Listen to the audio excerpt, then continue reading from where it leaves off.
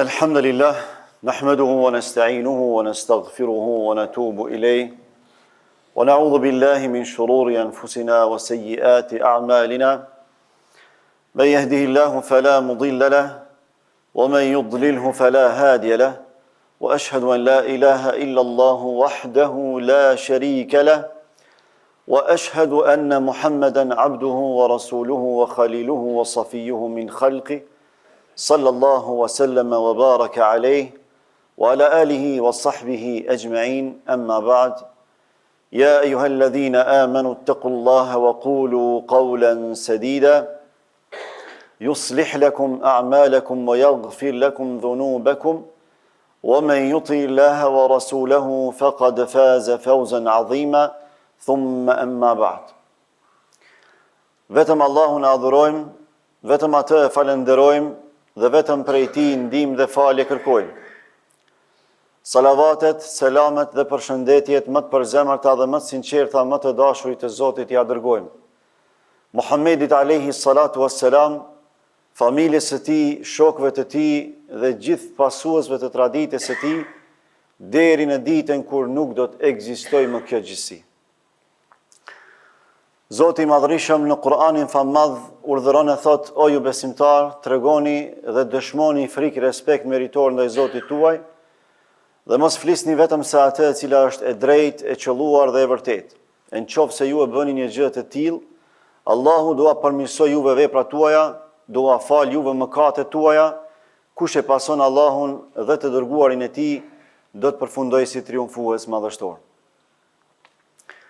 Besimtar të nderuar, njeriu nga rënd pas jetesës së mirë dhe për ta realizuar një mirëqenie jetësore, normalisht që ai jetën e ka të ndërlidhur me vetveten dhe me njerëzit përreth tij.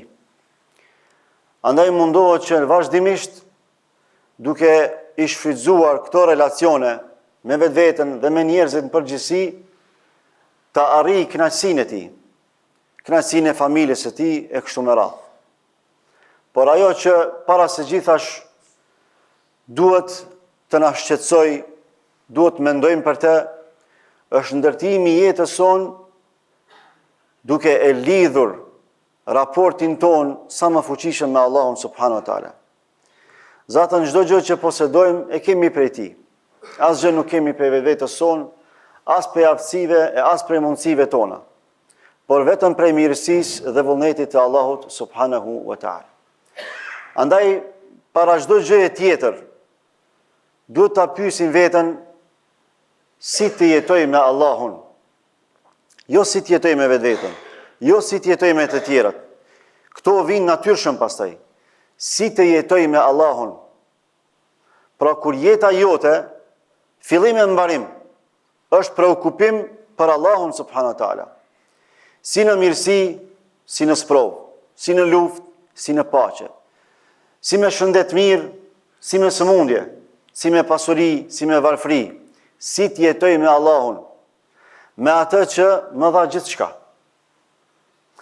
Të jetosh me Allahun nuk është thjesht një ndjesi emocionale apo një shprehje emocionale. Të jetosh me Allahun do të thotë që ti përkushtohesh atij vazhdimisht, edhe përmes obligimeve parësore që i kemi në raport me Allahun, por edhe përmes gjërave vullnetare, që i shtojmë për t'ia dëshmuar Allahut dashurinë tonë të sinqertë ndaj tij. Të jetosh me Allahun do të thotë që askush mos jetë më i rëndësishëm për ty se sa vetë Allahu. Të jetosh me Allahun do të thotë që në zemrën tënde të ketë pranim të përhershëm Allahu subhanahu wa taala. Pra në zemrën tënde të jetë çdo herë përkujtimi i Allahut xhella xhelalu. Të jetosh me Allahun do të thotë që jetën tënde ta pranosh si amanet, si përgjegjësi dhe jo si pronë jotja. Të jetosh me Allahun do të thotë që zemrën tënde ta lirësh sa më shumë, sepse është emaneti më i rëndësishëm gjatë gjithë jetës tënde. Nëse zemra përmirësohet i gjithë trupi, përmirësohen gjitha veprat. Qofse veprat e zemrës i kemi të shëndosha, edhe veprat e gjymtyrëve do t'i kemi të shëndosha, edhe mendimet, edhe konceptet jetësore do t'i kemi të shëndosha, sepse ato burojnë dhe realisht dirigjohen nga vetë zemra, nga mbretëresha e gjitha organeve, edhe në aspektin fizik, edhe në aspektin metafizik. Allahu thot në Kur'an: "Wa huwa ma'akum aynama kuntum." Allahu është me ju kudo që t'jeni ju. Kudo që t'jeni. Kudo që të fshiheni, kudo që të punoni, kudo që të luftoni, kudo që të angazhoheni, kudo që të meditoni, kudo që të faleni, kudo që të mëkatoni, Allahu është me ju. Po neja jemi me Allahun. Kjo është çështja. Kjo është esenca. Një besimtar që vazhdimisht e ka në ndërdijen e tij, në zemrën e tij, një peshtyllave kryesore të jetuarit me Allah, e që është muraqabatullah, ndjesia dhe bindja jote se Allahu të sheh kudo që t'jesh. Allahu të vrajton, Allahu të vëzhgon, si në mirësi, si në ligësi. Kur ne e kultivojmë këtë ndjesi në zemër, pasha madhrinë e Allahut subhanahu wa taala, edhe në pasurinë më të madhe që mujna na me jetu, në bollokun më të madh, na Allahun kemi me kujtu. Edhe në fatkeqësinë më të rëndë që mujna me përjetu na, Allahun kemi me kujtu. Pra si në mirësi, si në vështirësi, si në fatkeqësi, çdo herë Allahu është prezent në zemrat tona. Se ne e dim që Allahu është vazhdimisht me ne. Ne e dim që s'mund t'i shkëputemi këtij kontrollit të Allahut ndaj nesh, këtij vëzhgimi, këtij vrojtimi hynor, nuk mund t'i fshihemi. Prandaj një mësues për dashur që ta përçojë një mesazh jetik tek nxënësat e vet, ju thot nxënësave të vet: nesër du prej jush me ma bo një mësim, një detyrë shtëpie. Cila është ajo? Me marrë secili prej jush, me e thellë nga një pul, atje ku nuk e sheh askush. Edhe të nesër më vinë nxënësat, edhe i pyet mësuesi, ju thot: a e keni bë detyrën e shtëpisë? Po, e kemi bë. Ti ku e ke thirr pulën? Në shkallë. Po ti në tavan. Po ti ku më shkull në bërë. Po ti kështu secili po i përmend vetat. E vjen një nxënës, thot: unë se kam thirr hiç. Thot: po pse? Nuk mujta tha me gjetë një vend ku s'm sheh Allahu. Devotshmëria e këtij fëmije. Ky tha është mësimi. Këtë mësim tha kam dashur m'ja përçu juve. Kudo që t'jeni, të vegjël, të rritur, të aftë, pa aftë, të dishëm, të padishëm, të pasur, të varfër, nuk ka vend që mundet mi umbulu prej Allahut subhanahu wa taala. S'ka. Krejt fuqinë e botës me pas. Krejt fuqinë e dynjas me pas. Ku e di se sa shtresa mbulesë, jo kupull qiellore që po i bëjnë tash këto shtetet e fuqishme për me mbrojt prej raketave, prej sulmeve eventuale. Nuk ka material në botë që mundet me të fsheh prej Allahut subhanahu wa taala. Edhe në privatësinë më të madhe që mund të jesh vetëm ti dhe Allahu. Allahu të sheh, Allahu të dëgjon. Lumma e besimtar që e kultivon këtë ndjesi në zemrën e vet, edhe adhuron Allahun me nivelin më të lartë të adhurimit, që kjo është niveli i ihsanit. Prandaj kur e ka pyet Xhibrili alayhis salam pejgamberin ton dashur alayhis salam, i ka thonë: çka është ihsani? Ka thonë: an ta'bud Allah ka'annaka tarah, fa in lam takun tarahu fa innahu yarak. Ihsani është me adhuru Allahun me bindjen e thellë, me ndjesinë maksimale se Allahu është duke të pa ty. Edhe pse ti s'mundesh me pa Allahun, ti e din mirë që Allahu të sheh ty. Kjo është niveli më i lartë i devotshmërisë. Për shtyllave tjera të jetuarit me Allah, është gjithashtu edhe të jetosh për Allah. Që jetën tënde, vdekjen tënde t'ja dedikosh vetëm Allahut. Që adhurimin tënd, namazin tënd dhe çdo ibadet tjetër t'ja dedikosh vetëm Allahut. Qul inna salati wa nusuki wa mahyaya wa mamati lillahi rabbil alamin.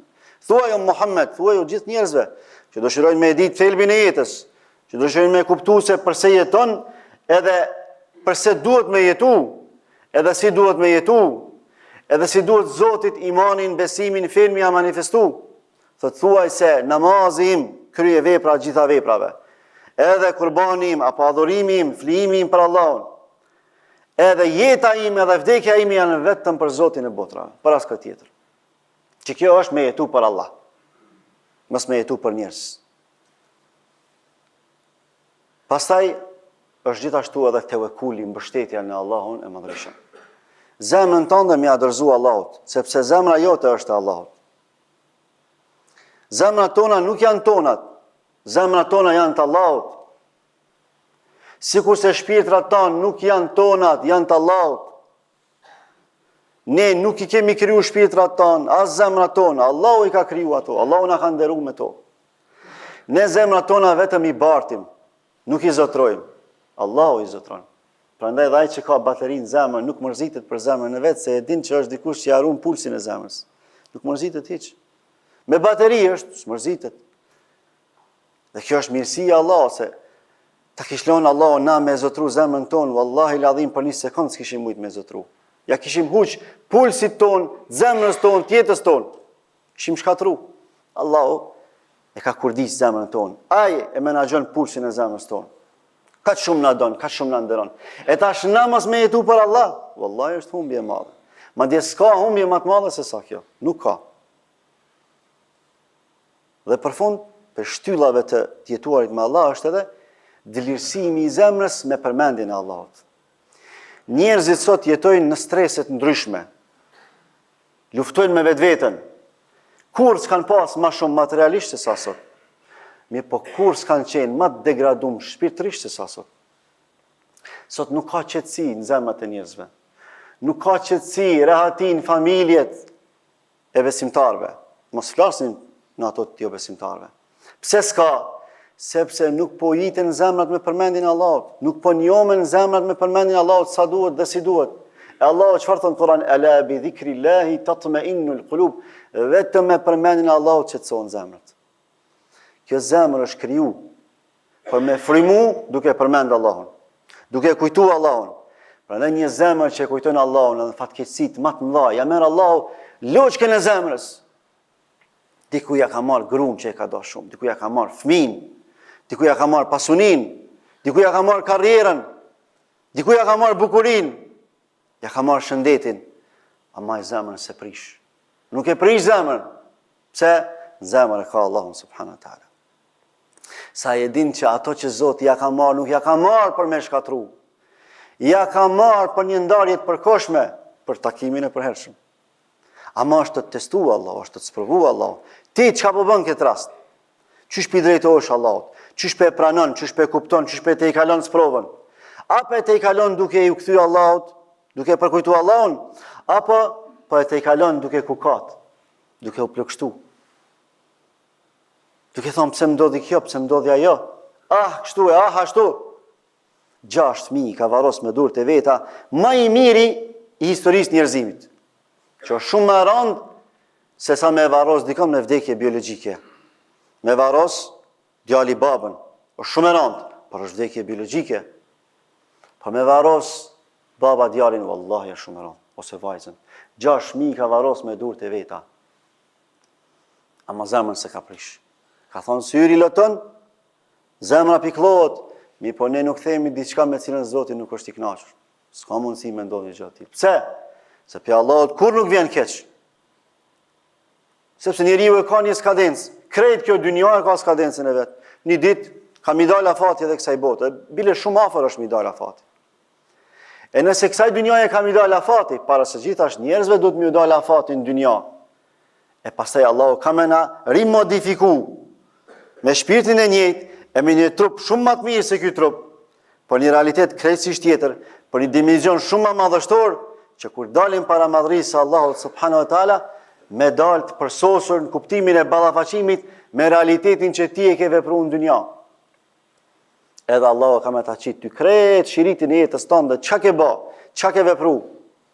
E kemi thonë sa herë, besimtari i vërtet, kur i dëgjon këto që Allahu i përmend, prej ndëshkimeve, prej shpërblimeve në xhenet, prej asaj që e tregova paraprakisht para hutbës, se si pejgamberi Allahut i ka pa disa sekuenca që kanë mi përjetu besimtarët në ditën kur ju vije caktimi për mi përjetu. Muslimani nuk çuditet me këto. Pse? Allahu është i plot fuqishmi. Ai bën çdo gjë. Nëse inteligjenca njerëzore ka arrit ty këtë shiritin e jetës me ta qit high definition e tash bile 4K, shumë më lart, me rezolucion të jashtëzakonshëm, nuk po mujka Allah me inteligjencë hynore, me fuqi absolute, wallahi ka me ta qitë shiritin e jetës që ki mu çudit. Ki mu çudit me çfarë rezolucioni keme pa. Andaj të përgatitemi për atë ditë. Kush jeton me Allahun, Allahun e ka qëllim, Kur'anin e ka udhëzim, sunetin e ka tradit, e ka rrugë, e ahiretin e ka horizont. Aqulu qawli hadha wa astaghfirullaha li wa lakum wa li sa'iril muslimina min kulli dhanb fastaghfiru innahu huwal ghafurur rahim. Walhamdulillahi rabbil alamin.